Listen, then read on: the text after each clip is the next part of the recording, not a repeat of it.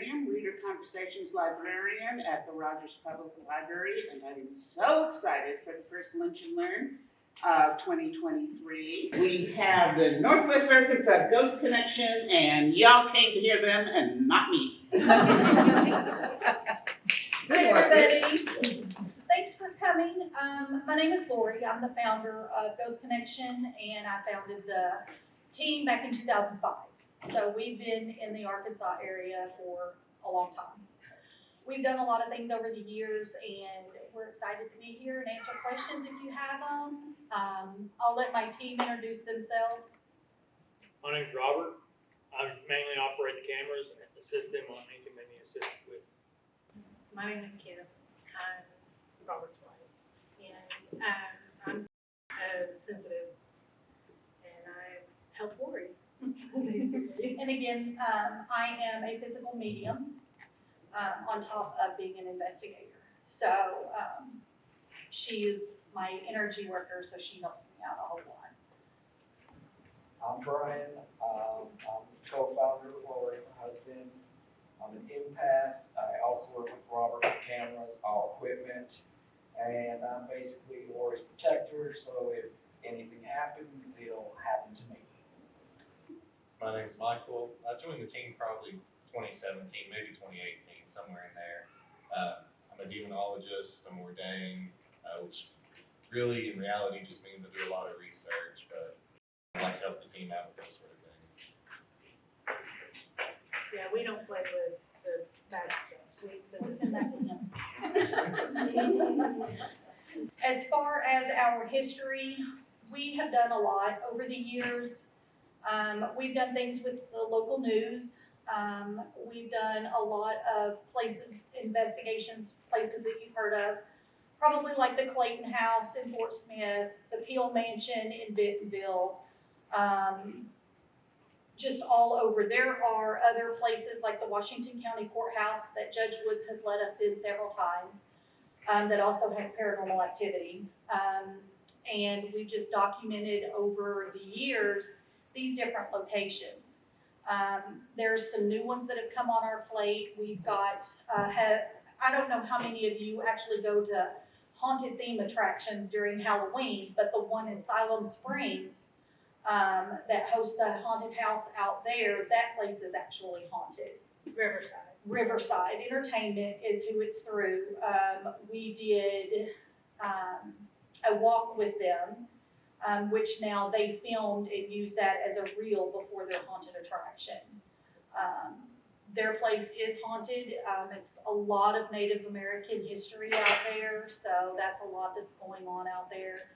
But I mean, you know, over the years we've just done so much. We've helped a lot of people in their private homes, which we have elected to reduce down a lot. We don't do very many private homes anymore, only because our team has found that over the last few years, there has been a lot of mental illness that has been in the forefront, and it's difficult to ascertain who needs the ultimate help, as opposed to somebody who may have a mental illness, and unfortunately that does affect the paranormal field a lot. So we do help a lot of businesses. We have been asked to do business cleansings, real estate for people who want to sell a house, who need to have their house cleansed because they feel something has been there. I mean, we do a broad spectrum of things for a lot of people. So do you have anything you want to? Well, like you always say, you know, 1 in every 8 households has paranormal activity. Or experiences paranormal activity. That is a statistic that we have found through many different programs that the paranormal field has ran. You know, we've worked with a lot of people. We've worked with John Zaffis, who is, everybody's heard of Ed and Lorraine Warren. Okay. We have worked with their family on cases, a couple of cases actually. We have one even here in the Northwest Arkansas area. And we have worked with John Zaffis, Amy Allen from the Dead Files. Everybody knows Amy. We've closed cases for her, and we've done cleanups for her after she's done her filming. And, you know, we've worked really closely with the news. We've done radio here in Northwest Arkansas. I mean, we've just done a lot to get the word out, to help educate people on things that go on and how they can empower themselves to not have the fear of the unknown. So, Michael, do you want to add anything to that before we? I don't have much to add. I thought you did a great job. So I'd like to open it up to you guys to maybe be available for you to answer your questions or anything that may have happened to you to help maybe shed some light. That's what we're here for. And we don't make people feel like they're crazy, you know, because we've seen it all, you know. Trust me, So we've seen nothing I've is been almost ever, crazy. Told me so. nothing is ever, you know, pointed out, you know, like that wouldn't happen, because spirit activity can come across in any way. It can, like, It's not our job voices. to take that validity Right. away from anybody. Right. You know, we're not there 24/7. We don't know what others experience. We can only sit and listen and try to use the tools that we have to help alleviate the problems that they have. Yes. Yeah. Yes. Okay, so you said 1 in 8 have paranormal activity. Do you find that maybe it's an attachment to the person there and not necessarily the house? That's a good question. Here's what we have learned over the years. There may not necessarily be an attachment to a person, but there can be an attachment to an object. Okay? Always keep that in mind. There are so many people out there that like go to thrift stores and antique stores and all of this, and we actually did a case where we actually found that an armoire that someone had purchased, we had them put it in a storage facility for about 3 weeks. Everything stopped. They brought it back in for a week. The activity ramped up again. So spirits can be attached to objects. Do your research if you buy antiques, if they have markings on them, and I'll give you a prime example. The Crescent Hotel, everybody's been to the Crescent, okay? That's where we did our first Ghost Hunters Conference, was in Eureka at the Crescent. You all have seen the fireplace that's in the Crescent. The owl that is on the Crescent fireplace is a symbol that it represents a demonic entity. So people wonder why, you know, a lot of things go on there. And I can only go into so much information because I do have a signed NDA, so I can't go over a lot of things about the Crescent. But there's a lot of information that people should research because a lot has happened there, and there is so much history there as to why that place is actually haunted. Okay, and it's not just what you would expect. You know, yes, it was a hospital. Yes, people died there. It's all common knowledge that, you know, they did experiments on people, yada, yada. That's common knowledge. But it goes further than that with foreign entities as well. Yes. I know very little about what y'all do, so could you give a brief overview of some of the techniques and tools that you use? Sure. We brought some of the equipment here. Okay, so some of the equipment I am not going to turn on for various reasons. Most of it we will. Some of it I won't because we do still consider them to be able to open things that you don't want to open in certain places. Okay, and this is the SB11. This is what a lot of paranormal investigators will use. And this is what some people would like to call a ghost box, okay? You turn this on, you can do reverse or forward, fast pace, and it's radio waves. You can hear things that come through, make out words, maybe sentences, names, whatever, just whatever comes through here. This we will not be turning on because we don't want to open that in the public library. Okay, we don't want to go home and then they call us and go, "What did you do?" So we don't want that. So, but you can do your own research. If you have paper and pen, it's called the SB11. It is considered a spirit box, okay? Yes. So SB is in boy. SB is in boy, 11, yes.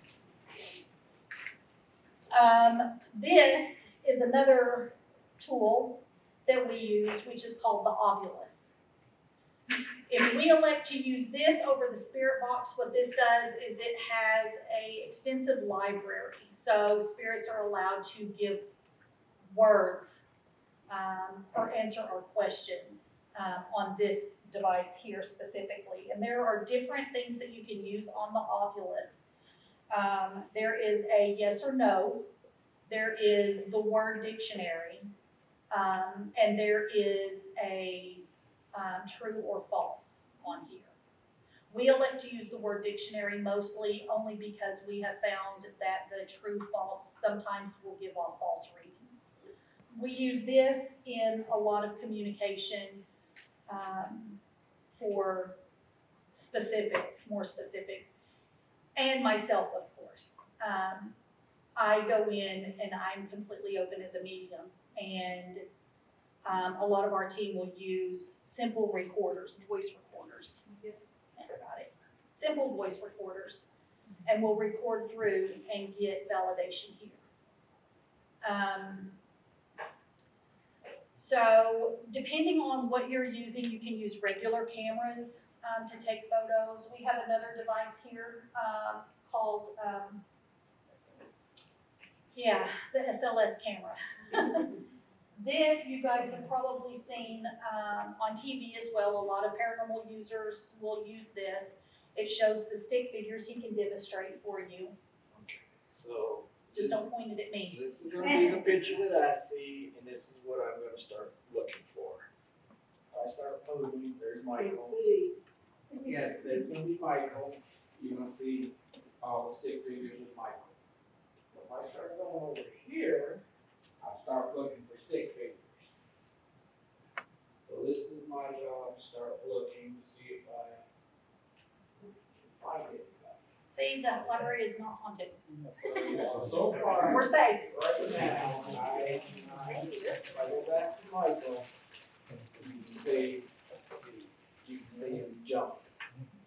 Like yesterday, I took a video at our house, and my grandpa was there. I also, we, on investigations, like, I had an Android phone, and I picked up EVPs all the time on my Android. Apple, it filters it out. Apple So- has an actual built-in filter to keep it from And picking that's something my like that up. grandpa sitting right next to her, right there. Cause there's Lori right there, and there's a little stick figure right next to her, which is my grandpa. Lori is a physical medium, and she can see.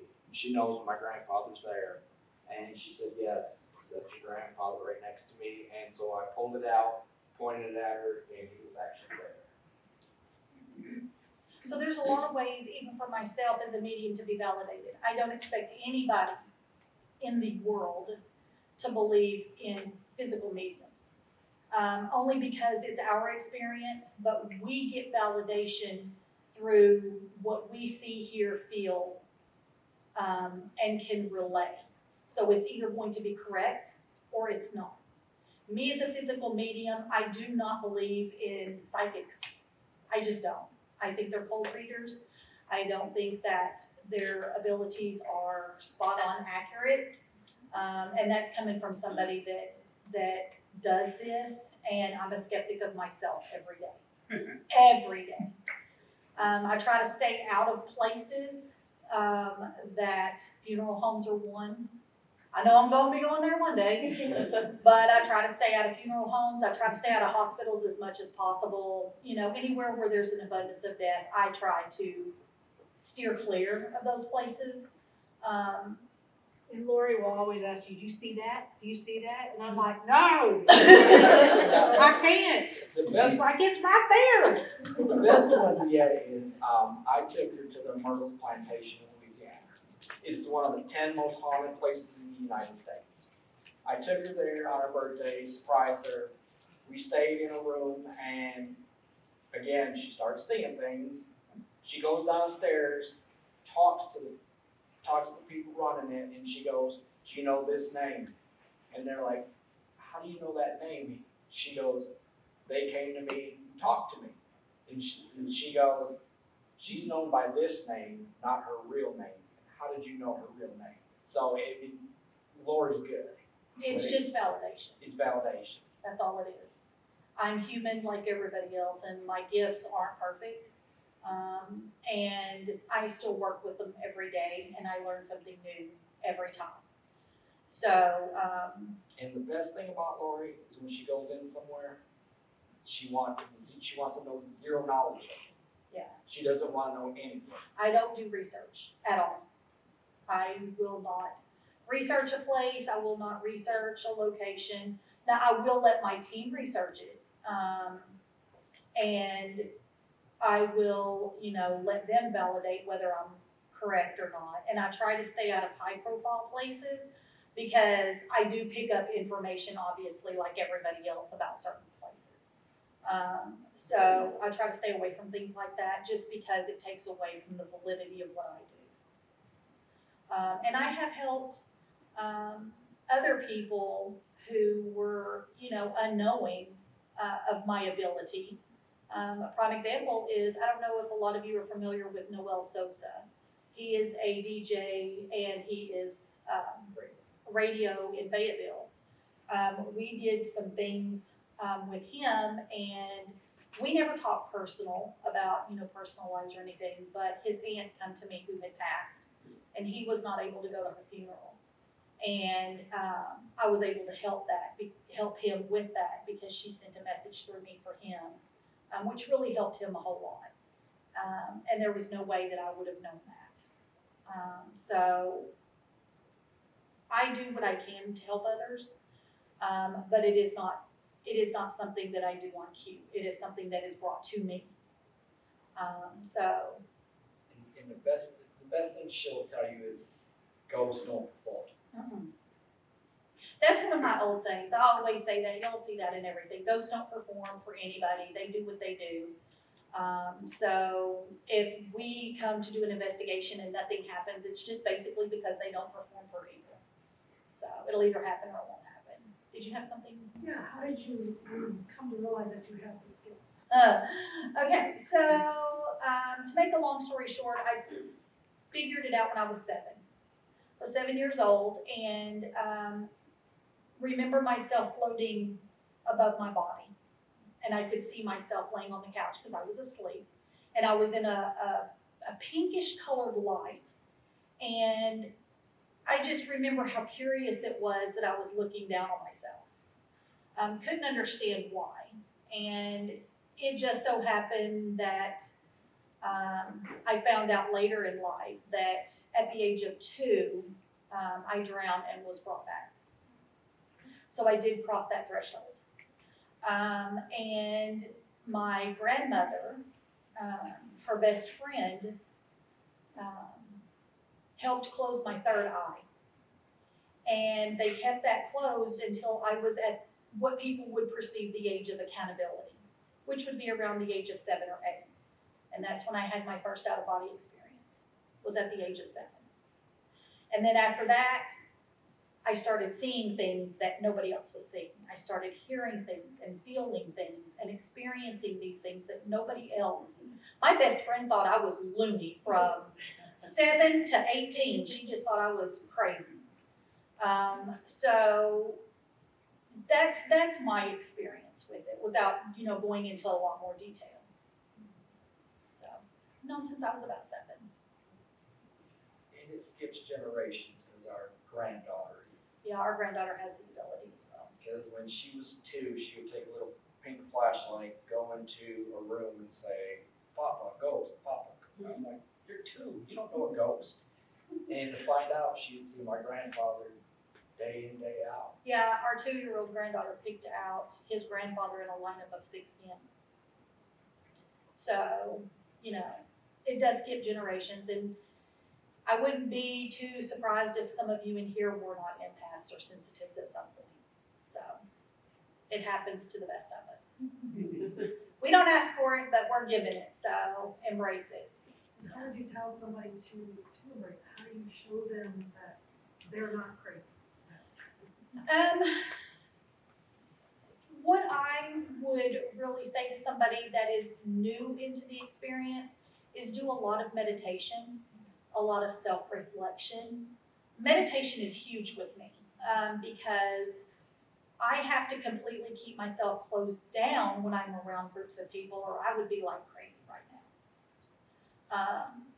Because your loved ones are always with you, okay? If they've crossed over, they're always with you. So I always tell people, meditate, stay grounded. Nature is huge. Take a walk in the woods. You have to stay as grounded as possible. A lot of people believe in wearing crystals and stuff like that, and I'm a firm believer in that because there are energies in all of these crystals. We sit on a crystal, and there's a lot of energy in those, limestone and quartz and obsidian and all of these different gems, which you can go to Eureka and see them in abundance. They do have meanings. Do your research. Find out what you're experiencing. Meditate. Surround yourself with your own light and keep yourself as grounded as possible. That's what I suggest. Just say it. And it doesn't hurt to take a nice bath on occasion. Do you have anything to add to that? Because you're an energy worker. She's also a licensed massage therapist. So you guys, if you're looking to, I would also suggest people seek out Reiki masters. Okay? A Reiki master would be huge. If you think you're an empath or a sensitive at some point, find a good, reputable Reiki master. And if you want to find a good one, ask massage therapists because when they go to school, don't they have to take a course on crystals and stuff like that? Crystals, we did Reiki. And Well, I know you did polarity. Reiki, but I thought that was a new thing now, that they do studying in. There are some people that can do that, but it has to be approved by the state for anything Yeah. that you take for credits, because we have to do continuing education every 2 years.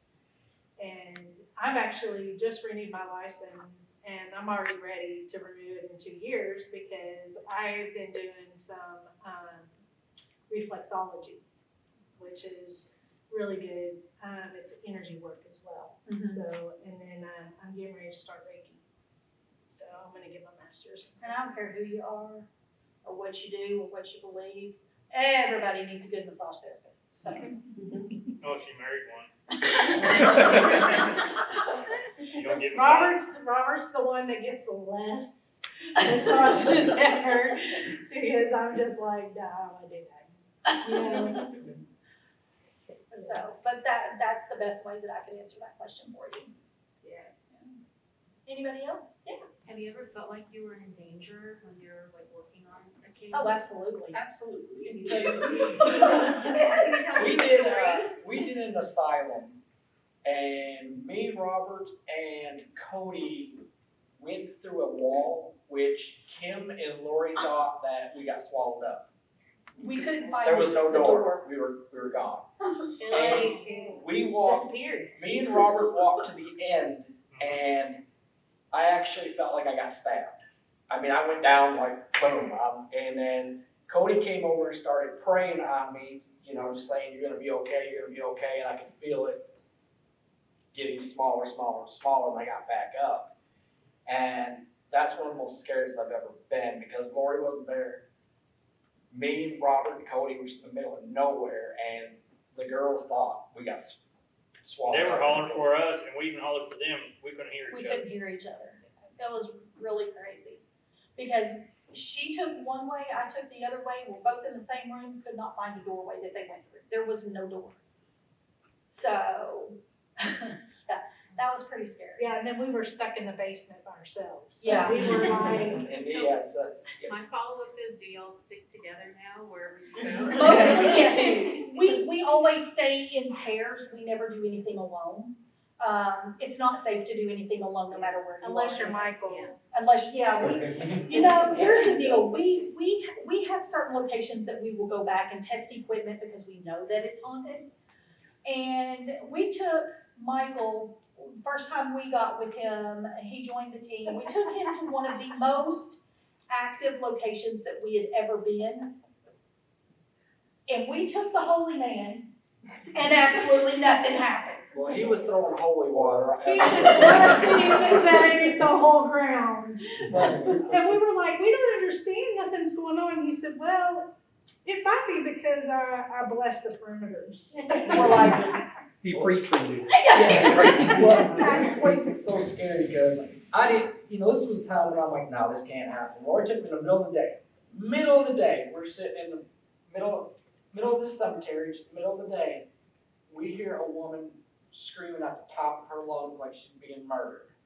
And there's just nobody around. Then we hear 3 knocks on a tree. And I look at Lori and I'm like, it's time to go. Because I did research about that. They say, it's either a monkey swinging, hitting it, or it's the devil. I'm like, okay, time to go. But yeah, I mean, you're just in the middle of nowhere and you hear a woman screaming at the top of her lungs. Yeah, that was too much for me. Now granted, this is the guy that, when we went out there, swore that these dirt roads, telling everybody, yeah, we drove through miles of fields to get there. We drove down dirt roads. Rough dirt roads, but we drove dirt roads. He's from Detroit. Yeah. I'm from the north, so we don't have dirt roads there. yeah. Were all cemeteries haunted, do you think? Well, he read my mind. We live but next to one. The Bentonville one is, because we redid a grave there, and We adopted a grave. we adopted a grave there from, he was a doctor, Mhm. and he knew my name. We used the We obelisk. used the obelisk, and he called out my name, so that kind of freaked me out a little bit. Yeah. Yeah. The Bentonville Cemetery is very, very active. It is very active.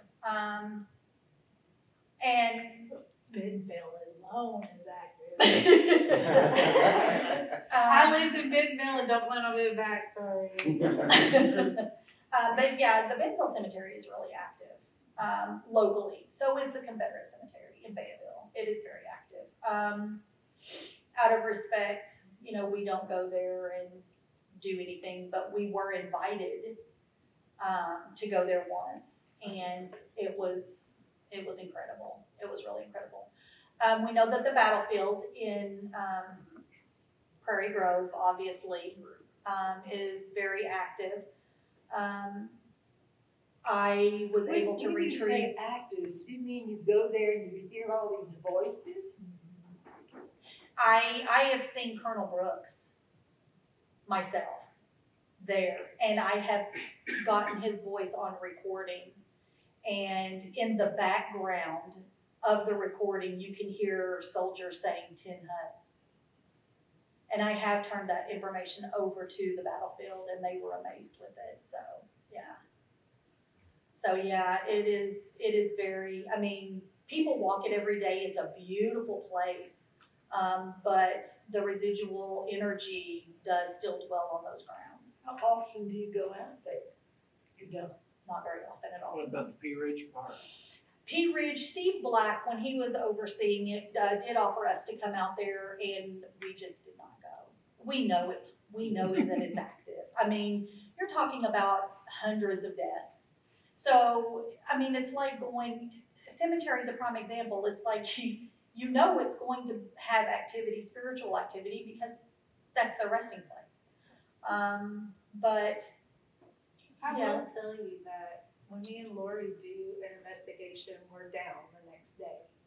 It Yeah. totally makes us sick. Just We because we have are migraines. energy workers and empaths, it does It affect drains our body. you. So, we sleep with hematite on to try to cleanse out the negativity that we've dealt with. But still, even the next day, you might as well not even plan us No, leaving the we don't do house. Same here, because I'm the one who protects her, so I'm the one who takes the brunt of most of everything. Brian does get most of the I think they just like picking on him because they always go after Brian. We have done some cases where, people think that, let me rephrase this. Let me start by saying, not every haunting is demonic. Okay, I wanna start that off by saying, not every haunting that we do experience is demonic. Because, you know, you will have some people that say, you know, all ghosts are demons, because they're familial spirits, things like this, but I am non-denominational in faith, and, I just do not believe that every haunting that we have encountered and helped people with is demonic. However, there have been a few that have been. And I'll let Michael touch more on that subject, in some of those cases, only because we typically will assist Michael in those cases instead of him assisting us a lot of times when we do other investigations, because that's his experience. And as our team always says, you know, Casper is one thing, demons are something completely different. So touch base on a little bit of your experience with that stuff. Sure. I don't really know where to start. Now, obviously, I do like the Casper stuff, and I assist with those, and those are fun. What do you guys want to know? Does anybody have any questions? Well, how do you guys keep from getting like an attachment? Prayer. We pray before, and when we leave, we pray again. And we make sure they know they can't follow us, can't come with us.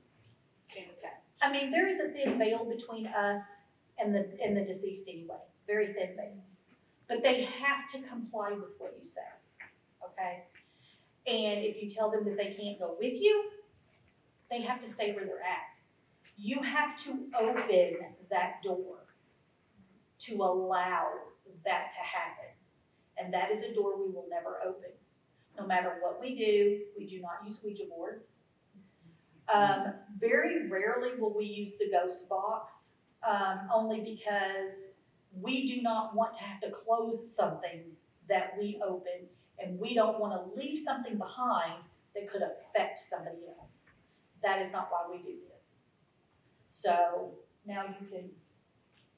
Well, I think that answer is pretty good.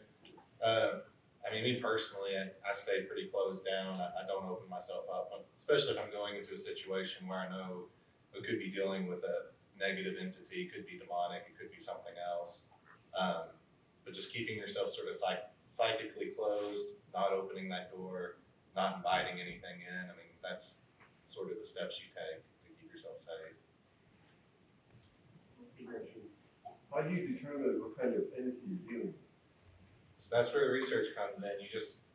I mean, sometimes they make it known, and other times they don't. And so you just have to look at what's going on in the home and sort of decide from there. We actually continue to work with a family here in Northwest Arkansas who were a previous client of Ed and Maureen Warren. And when I first went into there, I wasn't too sure what was going on. And we did a blessing of the home, and everything actually appeared to me to be done. And then as soon as we leave, everything kicks off in the house. The guy has pet birds, they die the next day. And just their son gets sick, and just everything happens in the home. And that let me know more of what we were dealing with there. And I can sort of go off of that. But you just have to look at the signs.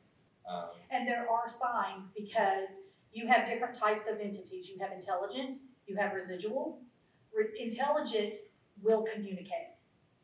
I like to tell a lot of my clients, you know, if they want to communicate, if they think they have something in their home and they want to communicate, use colored yarn.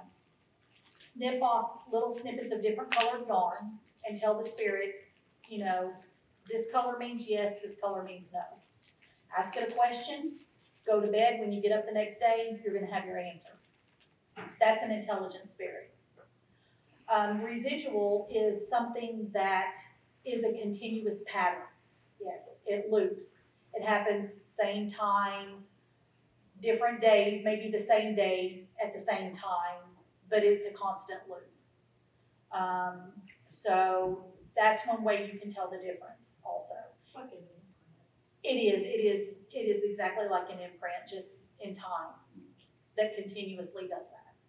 Okay, once you determine what kind of entity it is, do you treat them differently or do you Yes. treat them the same? They all have to be treated individually. They're all treated differently. And where did you Depending. learn, where did you learn to do that? A lot of study, and believe it or not, our clients are test dummies. You know, it's a hit or miss. We tell them what we're going to do, and it either works or it doesn't work. And if we cannot get it to stop, we will pass it on to somebody that maybe could help them. But it is a hit or miss, just depending. You have spirits that are attached to people that are loved ones. They will refuse to cross over. Just refuse. And that's their choice to refuse.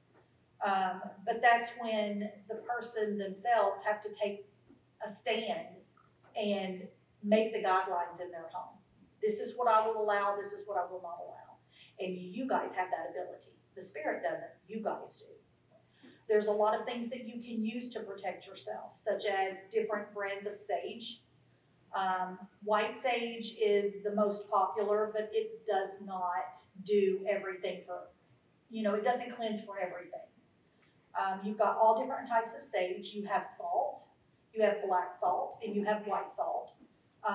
The black salt is the most potent of the salts to keep, we use those in our own homes at the doorways and windows. It keeps things from coming in. Evil, whatever. If somebody comes in and they've done something that they shouldn't have done and they come into your home, they're going to bring that with them. And that's something that everybody needs to think about. You need to watch who you associate with and what they do and what they bring into your home. We discover this stuff over long periods of time with doing different cases for different people with different meanings for everybody, really. So. Have you ever encountered any aliens? No, but I'm very interested in the subject. We're paranormal investigators, so we deal with obvious, but I've made jokes about going and chasing Bigfoot, and I actually lived in Las Vegas. My husband and I have went to Area 51 several times. So we're not ruling that whole subject out at all. I do believe that if there are ghosts, why wouldn't there be other points of phenomena? Yeah. Although if anybody has seen a UFO, tell me where to go. I'll sit for an hour. I would really like to I've never seen, even living in Vegas, never seen a UFO, but I'm not gonna take that validity away from somebody that has. Huh? If you go to Hawaii, you can see a whole lot. Hawaii? Yeah, I don't know so much about. There's a whole bunch of problems. Well, Hawaii is known for all of its volcanic gods and things like that too. So I don't know about much being stuck on an island that I can't get away from if I needed to. So. We actually stopped someone from bringing something home from Hawaii We did do that, yeah. because that stuff is, what would you call it? It carries connotation with it. It carries spiritual activity with it. He went to Hawaii for a vacation and he was going to go do the volcano tours. I said, do not bring that home because you will be going back to Hawaii to take it back. Or mail it back. I don't even think I would trust that. I would physically want to put it back. And that's something everybody needs to remember. If you do go on vacation and you find a pretty little rock or whatever, make sure that, you either ask permission to take it because you don't know what those grounds hold. We just went to Maui and we learned that there are certain rocks that you are not supposed to take them off the island. Well, people that have taken them would come home and maybe they would get fired or they would get really sick. They started mailing the rocks back with letters saying, please take this back because this happened to me. And the post office had to hire someone whose sole job it was to catalog these rocks, figure out where did they get them from on the island, take them back. That's And true. Somewhere there's a book, I don't know what it's called, but our tour guide said that he had this book full of these letters that people wrote saying all the terrible things that happened when they took these rocks home. So there is.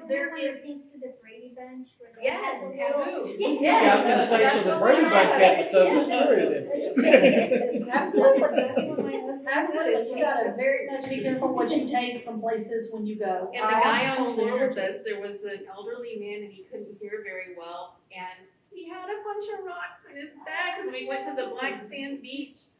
And I was like, who's gonna tell him, you know, he's gonna take these. I did. I tell everybody that reaches out to me via email or whatever, and we tell them, do not take anything from anywhere. You know, if you go on a tour or you do whatever, don't leave it, because there are consequences for your actions.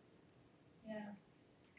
Especially native, like in our area, native. Yeah. ones. Oh, yeah, they are Very, vindictive. they don't want their stuff taken.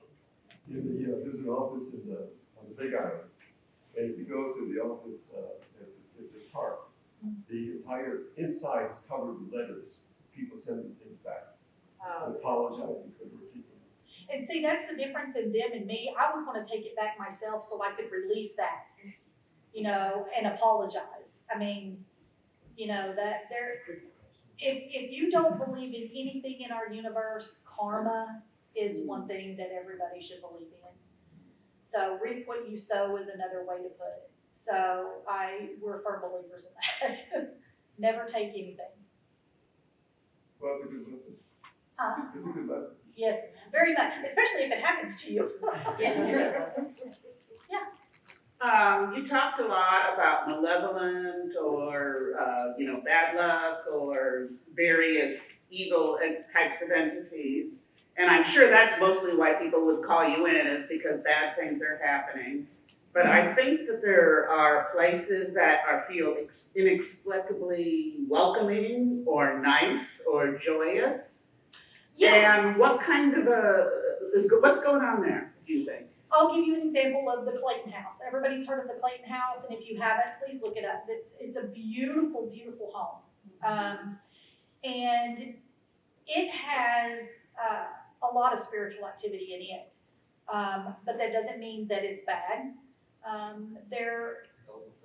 One of them is a little girl, and it's, ironically enough, we did filming with NWA, and I'm sure you can probably find the videos of our time with them there.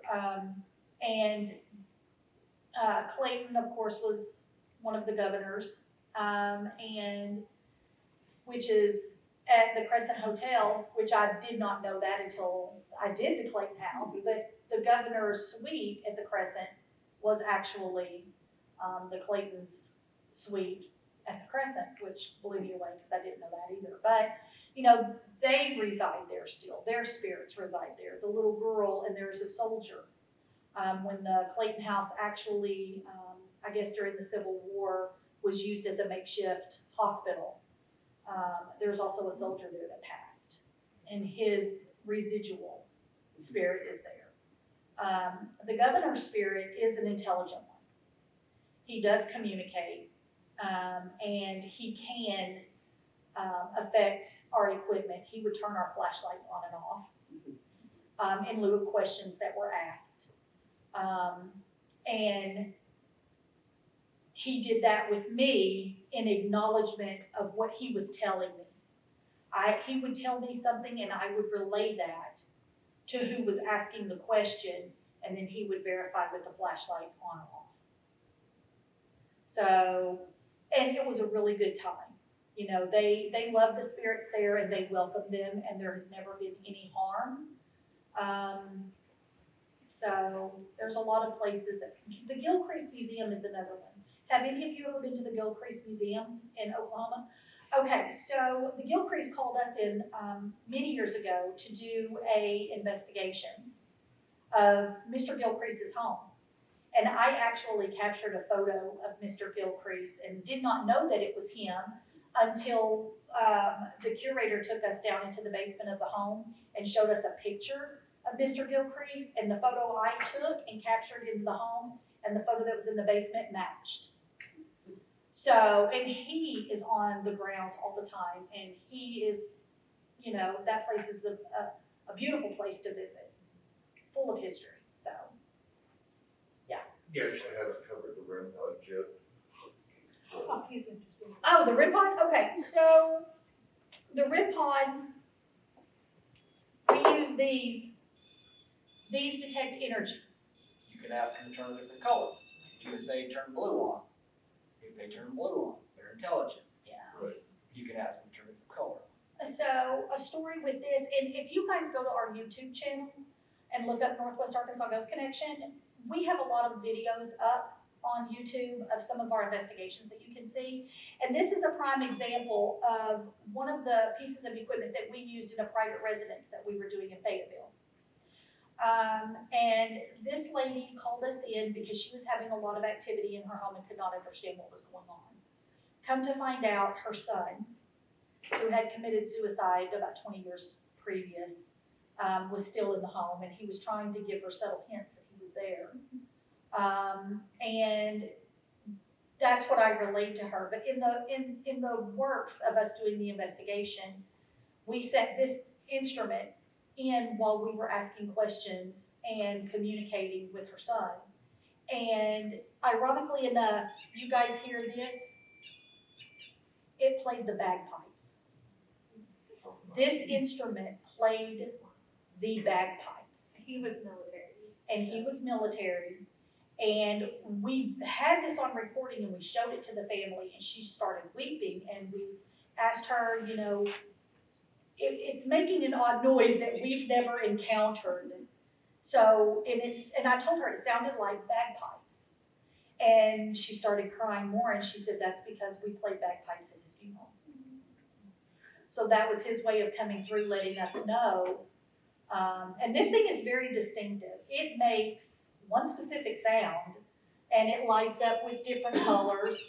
And, you know, when it played the bagpipes, we all were sitting in the room looking at each other like, okay, who's gonna say the obvious here? Does everybody hear the same thing?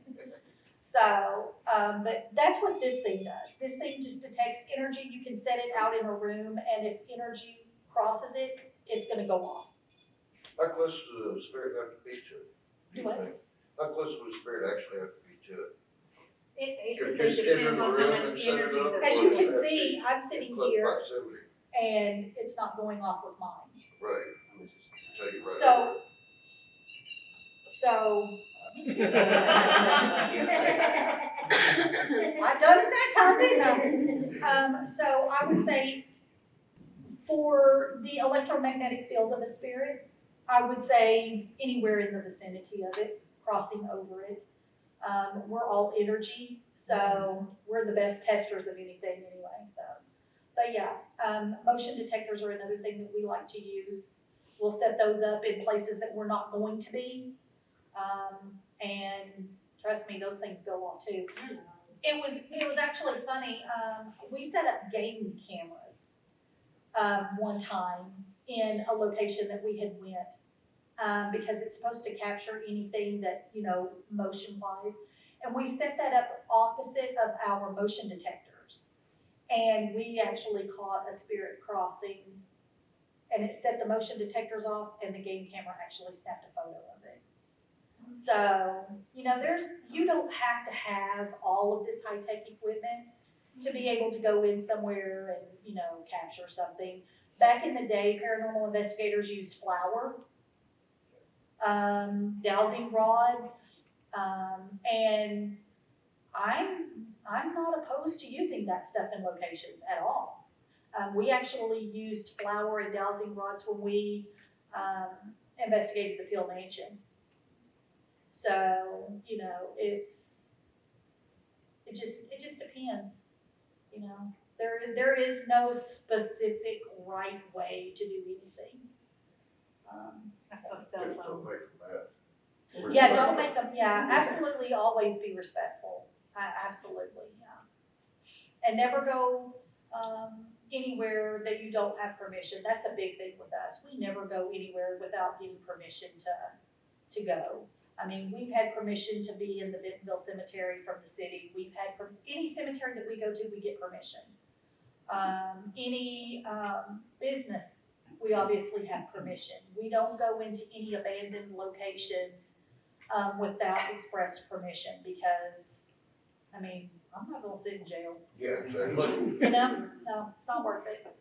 So, Yeah, you see all these idiots on these videos where they're just urban exploration. No, that's breaking and entering, dumbass. yeah, it is. It is breaking and entering no matter how you look at it. Always get permission if it's something that you decide to do, because that is somebody's property. And you always wanna be respectful. And if you don't get permission and it is haunted, you know, you're gonna have to answer for that. Because those spirits do know. They do know if you're there and not supposed to be. Well, they actually know before we know sometimes that we're gonna be there. Yeah, We've had, absolutely. we've had dreams and activity in our houses, you know, before we go anywhere. Yeah. It was actually ironic, Amy Allen got in touch with me and said, hey, I want you to close a case for me up in Missouri. And I said, okay. And she said, are you willing? I said, yeah, we'll go. And she said, okay, let me know your findings after you guys do your walk and get all of that done. And it's funny because me being an empath, I travel on occasion. Astral travel is something that I'm not very good at because I don't like to do it. But it's really funny because when we did go and close this case before we went, I drew a map of what this house looked like. So I physically went there before we went there. And I drew a map of it, and when we got there, I opened the map and I was showing Kim, and the floor plan that I drew was identical to what I walked myself, except it was mirrored. Which was really weird for me because usually when you astral travel, you see like you would hear, but everything seemed mirrored to me. And when I drew it, it was opposite. So I think I got a wire loose somewhere in my astral travel because I'm getting everything backwards and I'm not sure why. But I'm not an expert at that. I've only done it very few times. And as a matter of fact, I did it obviously last night. Because I had opened myself up last night. And I forgot to close myself down. And I woke up this morning and I've got bruises all over me from, there are physical signs when you travel. So I had to do a lot of meditating this morning to close down. Silly me. But yeah. She's trying to get me to travel with her, and I smack her around. And the interesting, participant. the interesting thing about astro travel is that you physically, your body is physically there, but you travel other places. And these guys know when I travel because I'm not going by myself. I don't want to go by myself. She just says, please let Robert be dressed. So, but yeah, that's still something that I'm working with right now because I don't really feel comfortable traveling because there's just so much that goes with it that I don't want to get stuck. And I guess that would be a real possibility. Let's say things no key, right? As a out of body. Out of body experience. Okay. So I didn't know if the travel part was different than. I think that you can control it more than you could just a normal out of body, but it just depends. Yeah. Any other questions? Have you ever gone to a place like this and felt something? Fayetteville Public Library, we were invited in to do an investigation. The Fayetteville Public Library is haunted, very haunted. How do you get your equipment? Do you purchase it yourselves or? We purchase it through specific people that are educated enough in the paranormal field to make the equipment. We like to reference Gotcha Ghost. We buy a lot of our equipment from them because they are actual paranormal investigators. And they build their equipment based on the elements in a paranormal investigation.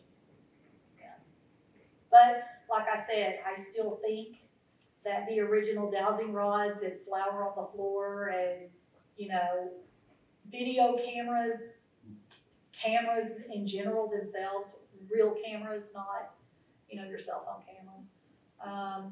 I think all of the original equipment work better than any of this new stuff, in my opinion. Based on your experience, are there any movies that get it right? Many shows. Okay. No. No, and the reason being is, Randy Allen. I'm saying, movies, she's asking about Well, movies. she said shows too. Oh, well, I think even shows. The Dead Files is probably the most accurate paranormal show that you're going to find. And I think the reason being is not just because we've worked with them, but because they do their due diligence. They do the research, and she does the investigating. But she is, as I am, a physical medium. So it's easier if you can come together. That's why we're a team. That's why we do the things that we do. I'm the medium, I don't do the investigating. They will research and we'll go in together and they'll validate or whatever. But the Dead Files is probably one of the best. I do like Ghost Hunters, but I've worked with Jason and Steve and Tango. I know all of them, okay? And I know that a lot of people, and I don't care if they know I tell their story anyway, they actually quit the Sci-Fi Channel many years ago because Sci-Fi wanted to inflate reality, and they are not about that. They are actual hardworking people that want to investigate. And that's why they left Ghost Hunters. So Steve and Tango and Jason and Grant, I'm as much as I respect Grant for the work that he's done in the field, I don't think that his show is as valid as it could be if he would let it. My thoughts on Ghost Adventures, I know Zach Bagans, and that man sold his soul, okay? Yeah. There is absolutely nothing on Ghost Adventures that is accurate, that is credible. I don't like screaming and yelling. They're all a And bunch of then they joke idiots, around in my and joke. opinion. I feel That's like my he's opinion. reckless. He is reckless, and he does everything that our field opposes. Okay, if you're a real investigator, if you're in it for the right reasons, You don't provoke. you don't provoke, you don't disrespect, you don't go in and automatically say, oh, you've got demons. You don't do that to people. You know, you don't do that to locations. You just don't do that. I bet his museum is pretty haunted Oh, yeah. No, it's not. though. With I the don't stuff like he has in there, or? But he's not getting stuff like. You have to, Are you talking about the old NWA house? no, he's talking about the museum in Vegas. Oh, okay, so It's didn't got he Jack buy out the Horton's NWA thing. house at one point? Yeah, but here's the thing. It's show what he's doing. Well, I know it's for show, but. Now, there's not to say there may not be some residual to those items. Yeah, that's what I mean. But it's residual. That does not make it haunting. That makes it, that surrounds that specific thing around that specific. If you remove it, then you've got nothing. So his museum to me, no, isn't haunted. He's got Charles Manson's stuff in his, why? I mean, you would think, logic would say, he would have all of this stuff in there, and yes, it would be haunted because he has all of this stuff in there. That doesn't mean that spirit is attached to that stuff. Because to me, if there was a tragic incident that happened, that tragic incident is going to be embedded in that time where that incident happened. It's not going to carry over as if it was an antique whose somebody's spirit was attached to that specific item. I think that's probably what he's playing off of. That's what he's playing off of. Yeah. Which goes along with, have any of you seen The Haunted Collector? Yes. Okay, John Zaffis does, and I have worked with him as well, know him, he's a dear man. He does go around and collects artifacts Objects from homes. that have, spirit attachment. Well, Tony Spiro does that mostly now, but, you know, He he's, puts them in cases and locks them. yeah, he keeps them contained. So, yeah, to me, there is a huge difference, yeah. Are there any apps you could put on your phone that would help you? I've seen a number of apps Just that that you could one. use, so I don't know if they work. I don't really know, because I'm not really into the stuff on these apps. These apps are so man-made, and I think they give so many false positives that I would not recommend personally as a group or anything. I wouldn't recommend any of them. If you wanna play around with them, I don't even download my phone. yeah, Just remember, if you open a door, it's open. yeah, don't call me. Yeah, you gotta be careful and you gotta close, you gotta say goodbye, make sure that door's closed or.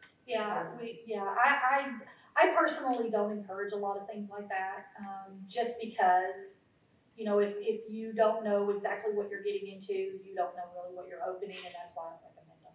There are a number of organizations that now postulate that you can talk to your loved ones who have passed over, and they show you techniques that you can do that. I mean, is that a dangerous thing to do, or is that something that? Can be. I think it can be very dangerous, yeah. Even me being a medium, I wouldn't sit down with an individual and channel for somebody, because I don't think that that's what my gift's purpose serves. But, a lot of people use a lot of this equipment, ghost boxes, and we have one of the bigger ghost boxes that you plug everything up to, and it's bright, and it has, amplification and all of that on it, and yeah, I just think that that's just another way to bring in things that you really don't, You're not equipped to deal with. yeah, I just. You don't know what you're bringing through. That's when we call him. Demons also try to manipulate, like kids. They'll manipulate themselves as kids or animals or stuff like that.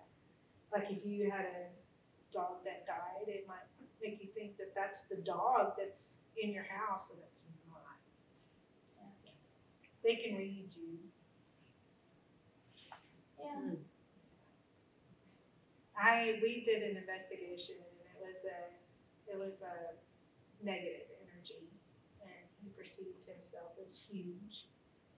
And we had our Reiki guy in there. Me and Lori was helping him ground, and Lori let go. When she did, it was like a bolt of lightning went from the bottom of my feet to my forehead. Yeah. He entered my body, and they had to get him out. They said I looked distorted. I don't know, I just felt like I was on something, like I was high or something. Like a foggy brain kind of thing. But yeah, it happens.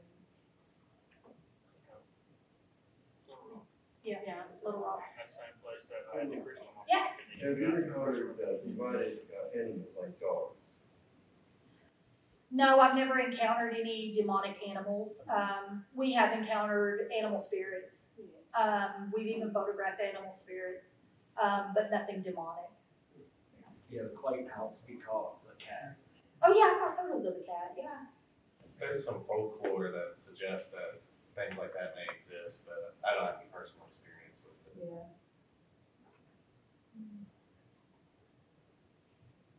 But I am open to searching for me a Bigfoot.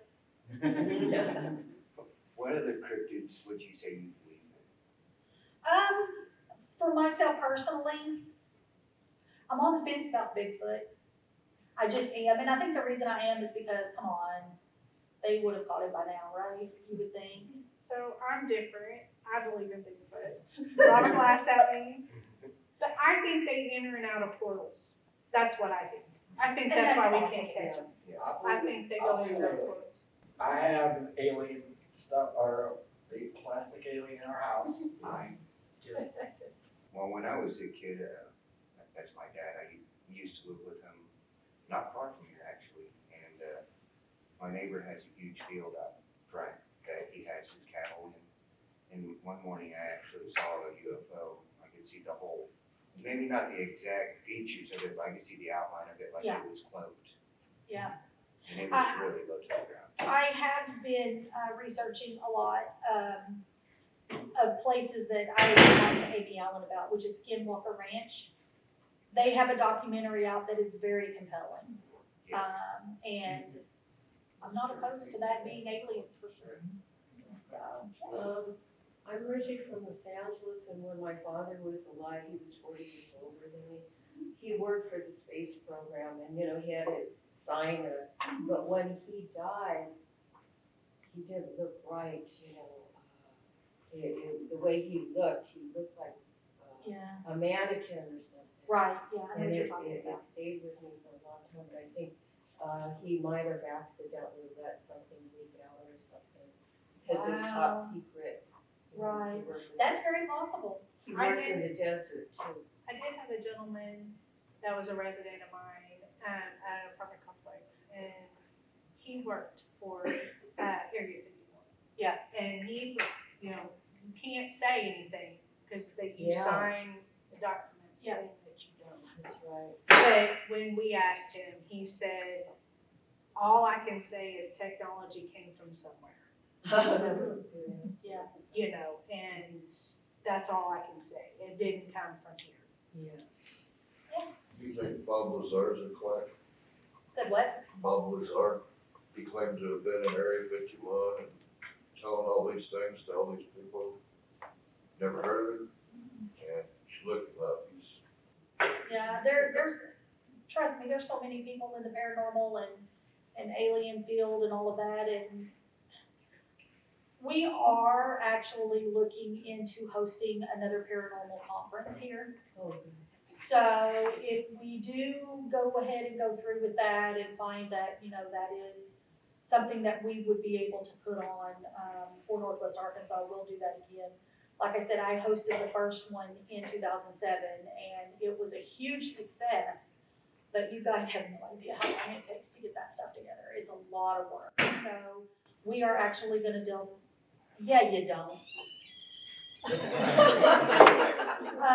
We're actually going to check into maybe doing something like that again for Northwest Arkansas for people that do believe in aliens, that Bigfoot, we're gonna try to partner because I've been in 5 documentaries. I don't know if any of you have heard of the Booth Brothers. I've been in 5 of their documentaries. They're filmmakers, and they've done Children of the Grave. They've done, you'll just have to look them up, but they have done a lot of documentaries. And the first one that they did called Children of the Grave was actually filmed at the Crescent during our paranormal conference. They've done a lot of documentaries on and showed a lot of evidence on places that they have done as far as paranormal field and things like that. So there's just a lot of stuff out there, a lot of good information. Oh, I just want to mention when I was a kid, I used to see shadow people too. And you very well may have a special ability. Yeah. But yeah, a lot of people see those nowadays. Yeah. One question, are you recruiting for your group? No, we are not. Right now, we are a closed group, and the reason we are is because the work that we are doing only limits the amount of people that we can have. So right now, we're a closed group. But keep watch. Yeah, keep watch. Thank you guys for coming out, and thank you to the Rogers Library